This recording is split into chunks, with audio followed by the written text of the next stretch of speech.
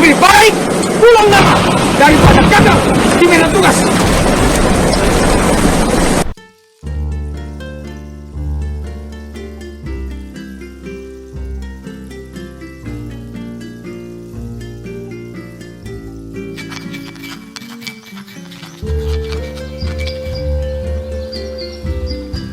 Since the beginning, humans have resorted to violence as a way to settle disagreements.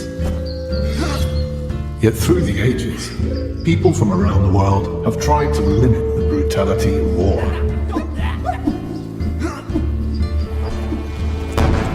It was this humanitarian spirit that led to the first Geneva Convention of 1864 and to the birth of modern international humanitarian law.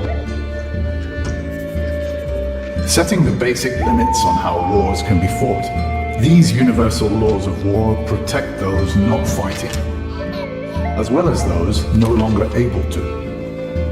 To do this, a distinction must always be made between who or what may be attacked and who or what must be spared and protected. Most importantly, civilians can never be targeted. To do so is a war crime.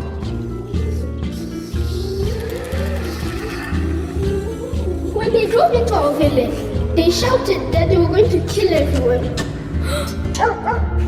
I was so scared. I ran to hide in the bush. I heard my mother screaming. I thought I would never see her again. Every possible care must be taken to avoid harming civilians or destroying things essential for their survival. They have a right to receive the help they need.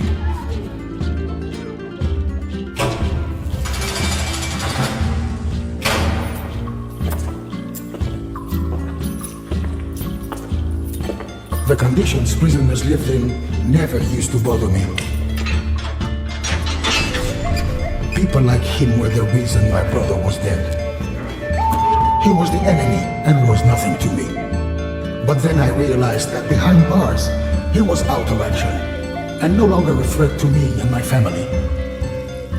The laws of war prohibit torture and other ill treatment of detainees, whatever their past.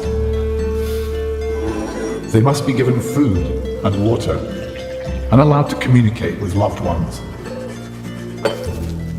This preserves their dignity and keeps them alive.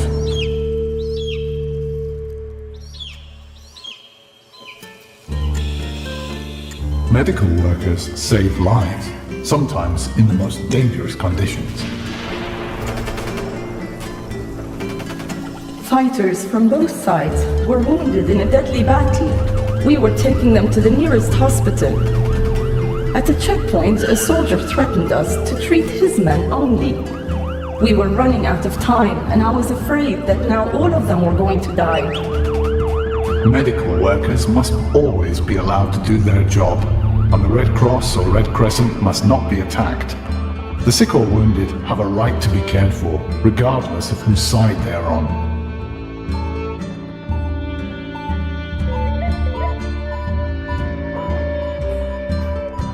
Advances in weapons technology have meant that the rules of war have also had to adapt. Because some weapons and methods of warfare don't distinguish between fighters and civilians, limits on their use have been agreed.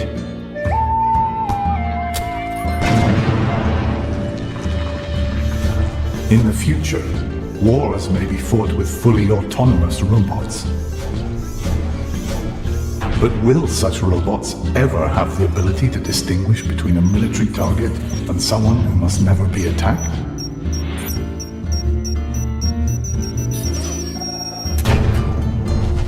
No matter how sophisticated weapons become, it is essential that they are in line with the rules of war.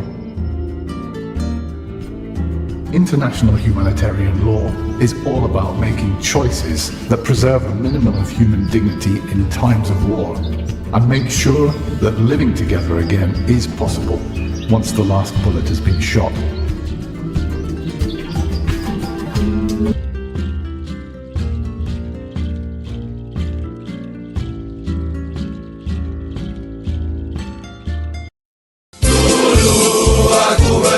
Haji